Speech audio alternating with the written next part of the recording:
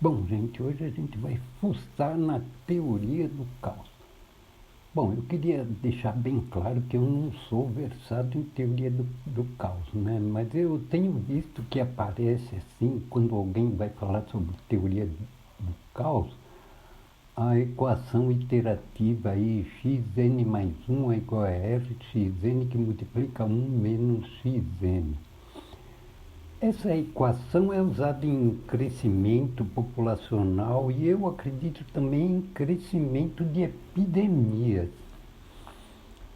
Essa equação tem umas propriedades malucas, né?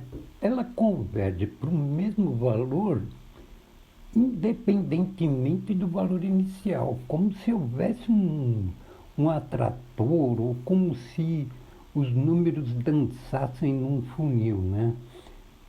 Quer dizer que se R é constante, o crescimento da população independe da inicial. Nós vamos ver que não é bem assim. O que acontece na realidade é que são dois gráficos de funções que se cruzam e aí o x vai dançando ali no meio desses gráficos e acaba chegando no ponto em que as duas linhas se cruzam. A segunda propriedade é que a população final só depende do fator R. A terceira propriedade é que conforme a gente vai alterando o valor do R, né, aí chega um certo valor de R que a iteração começa a se bifurcar. Ela se bifurca em 2 limites, depois em 4, depois em 8 e etc. Eu andei fuçando nessa equação para saber por que isso acontece, né? Essas três propriedades. Eu vi essa interação em alguns canais. Para R igual a 2,6 e x0 igual a 0,4 ou 0,5 ou 0,9, etc., xn tende para um único valor, 0,6153846. Numa iteração assim é muito difícil dizer o que vai dar, né, no fim dela. Mas é um teorema que é, na verdade, o cálculo numérico que vai ajudar a gente aí, tá? Então vamos lá para o teorema. Se para um certo W barra tivermos W barra igual a φ de W barra, quer dizer, esse W barra é algo fixo, tá? E num certo intervalo, W barra é igual a φ de W barra. Esse W barra, então, pertence a um certo intervalo no qual nós temos que a derivada de φ tem módulo menor que 1. Então, o teorema diz o seguinte: se eu tomar um certo x0 pertencente a esse i e fizer a iteração xn mais 1 é igual a φ de xn, a gente vai ter que o limite de xn, quando n tende ao infinito, é esse w barra, que na realidade é aquilo que eu disse para vocês, é onde as duas linhas se cruzam, né? Existem algumas exceções aí, mas a gente não vai tratar aqui, tá? Parece que a demonstração desse teorema, pelo menos onde eu vi, ela não está completa, mas em geral dá certo. Esse teorema é usado para calcular raízes de equações complicadas. E o resultado independe do chute inicial que a gente dá para calcular essa raiz, que é o x0. Então, o método de Newton-Raphson é baseado nesse teorema. Nesse método do Newton, o φ' igual a W barra é forçado a ser zero. De modo que nas vizinhanças do W barra, o módulo de φ' de x vai ser menor do que 1, né? Bom, agora a gente vai passar o teorema para o nosso caso, né? No nosso caso, o φ de xn é igual a Rxn que multiplica 1 menos xn. A gente vai ter que resolver a equação em x, que é a seguinte: x é igual a Rx que multiplica 1 menos x. E se a gente resolver essa equação, a gente vai achar o W barra, que é para onde a sequência deve convergir, tá? Fazendo os cálculos aí, a gente chega que x pode ser zero, mas a gente não vai considerar esse fato aí, tá?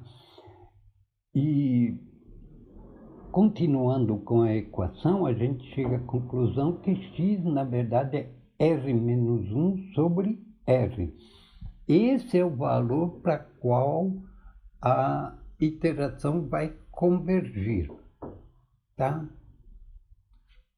Calculando ali, φ' de x é igual a R menos 2Rx. Para que a gente tenha que o módulo de φ' de x seja menor do que 1, a gente vai ter que ter o seguinte: o x precisa estar no intervalo R menos 1 sobre 2R, R mais 1 sobre 2R. Então, a gente vai ter φ' de x em módulo menor do que 1. Bom, então vamos pôr número nessa equação aí. Nós vamos supor que R é igual a 2,6. Eu vi esse valor lá no Veritasium, né? Para que número a iteração vai convergir? Então, a gente viu que o W barra é R menos 1 sobre R, que dá 1,6, que é 2,6 menos 1, né, sobre 2,6, que dá exatamente esse número para qual a tendência, a iteração converge lá no Veritasium, que é 0,615385. Se o x for menor do que R mais 1 sobre 2R e maior do que R menos 1 sobre 2R, se a gente tomar o R igual a 2,6, o x vai estar aproximadamente entre 0,3 e 0,7, né? E nesse intervalo, a derivada de φ vai ter módulo menor que 1. Então, a gente tem um intervalo I, que é 0,3 a 0,7. Nesse intervalo, então, a derivada tem módulo menor que 1. E a gente viu que o valor W igual a 0,615 tal pertence a I. Então, só nos resta escolher agora qualquer valor do x0, mas esse valor do x0 tem que pertencer a I, né? Ele tem que ser entre 0,3 e 0,7, né? Então, conclusão: pelo teorema, se escolhermos para o x0 qualquer número entre 0,3 e 0,7, a iteração xn mais 1 igual a 2,6xn, que multiplica 1 menos xn, vai convergir para o W barra, que é 0,615385, chamado de atrator, tá? De fato, a gente fazendo uma simulação bem breve aí, se a gente pegar o x0 igual a 0,5, a gente vai ver que lá pelo x10 ele já está bem próximo do nosso W barra, que é 0,615. Uma observação que a gente tem que fazer é o seguinte: na verdade, o x0 pode ser escolhido num intervalo um pouquinho maior do que aquele I lá de 0,3 até 0,7. Isso acontece porque quando a gente faz a iteração, é feita uma espécie de uma média entre x0 e W barra. E mesmo com o x0 estando fora do intervalo, a média entre x0 e w barra pode cair dentro de i. Mas se a gente tomar um x0 muito fora desse intervalo, então o xn mais 1 não vai convergir, tá? E assim fica explicada a primeira propriedade, que diz que o limite independe do x0.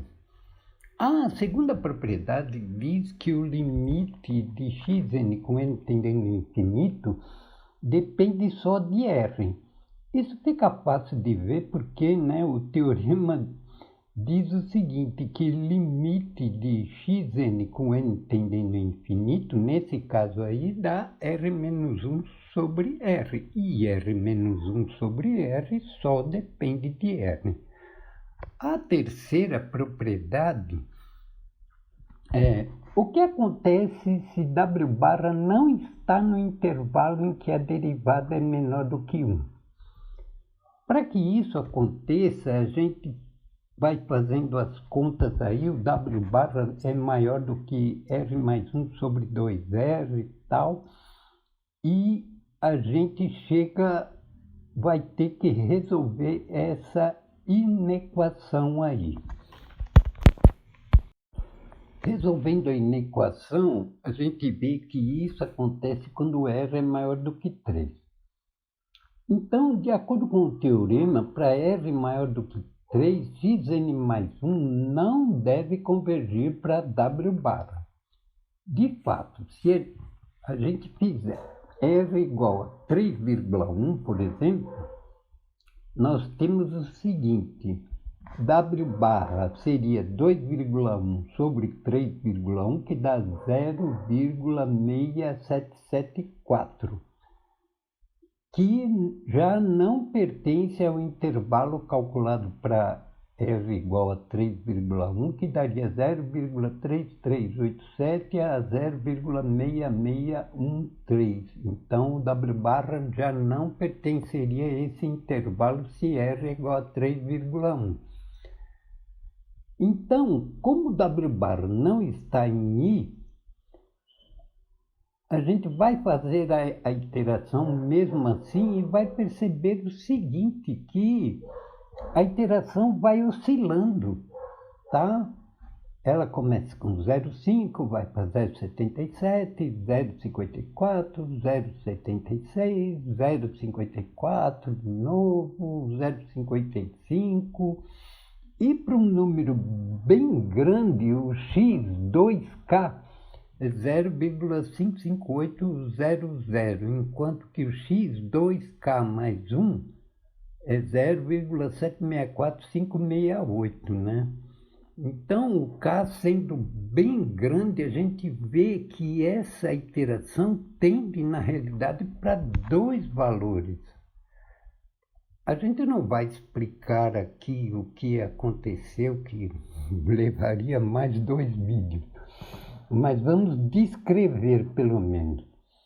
Então vamos dizer, seja φ de x igual a 3,1x que multiplica 1 menos x, e seja φ maiúsculo de x igual a φ de x. Então, φ' de x, 2k, né, que a gente viu lá em cima que x2k é 0,55, dá 0,59, que é menor do que 1. Φ' de x, 2k mais 1, que é 0,764, dá também 0,59, que é menor que 1. E φ' de meio dá 0. Esse φ' aí é o φ maiúsculo, tá? Ele dá 0, que é menor que 1. Então, a gente tem a criação de dois intervalos em que φ' maiúsculo de x tem módulo menor do que 1. Um intervalo é 0,4 a 0,64 e o outro intervalo é 0,72 a 0,83. Bom, gente, vocês me desculpem, agora eu vou ter que ler o texto, tá? Porque senão vai virar o caos. Então vamos lá. No exemplo acima, nós começamos com x0 igual a meio pertencente a I1, é um dos intervalos. E aí a gente vai para x1, que é 0,775, que pertence ao outro intervalo. Aí a gente volta para x2 igual a 0,54, que pertence ao primeiro intervalo. E a gente vai sempre pulando de I1 para I2 e vice-versa. Então, na verdade, nós temos duas sequências, se a gente for considerar a sequência como sendo xn mais 1 é igual a φ maiúsculo de xn.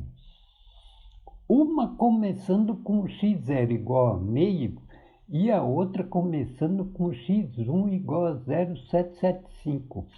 Cada uma convergindo para um valor. Então, nós temos agora duas sequências, tá? Uma que o x0 seria 0,5 e o outro que é o x1 aí, 0,77, seria o x0 da outra sequência. Agora, a função que a gente está utilizando é φ maiúsculo de x.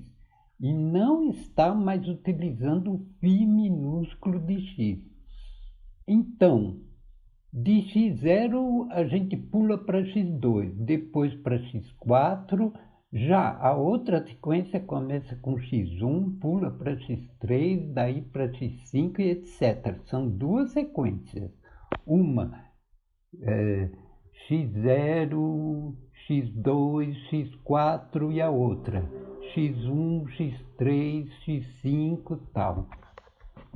E as exigências do teorema estão sendo cumpridas. É aquele negócio lá do x0 pertence ao intervalo, a derivada ter módulo menor do que 1 e para onde vai tender também está no intervalo. Mas agora, então, a sequência é xn mais 1 igual a φ maiúsculo de xn, formando duas sequências. E daí, aparentemente, a convergência vai para dois valores, mas não são dois valores. A sequência não está convergindo para dois valores. Na realidade, são duas sequências. E quais valores são esses para o qual a sequência está convergindo? Aí a gente tem que extrair a raiz de x de φ maiúsculo de x, e que tem a seguinte propriedade. Φ minúsculo de x2k é igual a φ de 0,55, que dá x2k mais 1. E, do mesmo modo, φ minúsculo de x2k mais 1 é igual a φ de 0,764, que dá x2k. Então, a gente tem φ de x2k dá x2k mais 1. E φ de x2k mais 1 dá x2k. Esse negócio de que φ de x2k é igual a x2k mais 1 e que φ de x2k mais 1 é igual a x2k, isso indica que, na verdade, x2k e x2k mais 1 são as raízes de x igual a φ de x. Vejam o seguinte, φ de x2k é igual a φ de x2k mais 1. E φ de x2k mais 1 é igual a x2k, o que indica que x2k é a raiz de x igual a φ de x. E também, do mesmo modo, x2k mais 1. E acontece um processo semelhante nas outras bifurcações, quando o limite passa de ser duplo para ser quádruplo e para 8, e assim acontece praticamente a mesma coisa nos outros casos de bifurcação.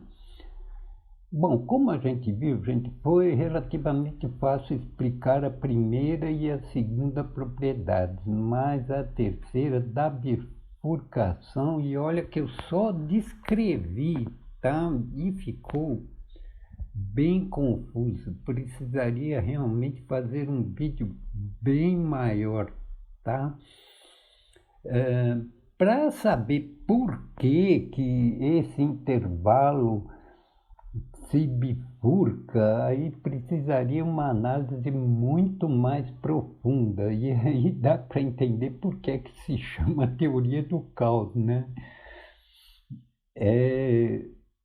Mas então é isso aí, gente. Muito obrigado e até outro dia, se Deus quiser.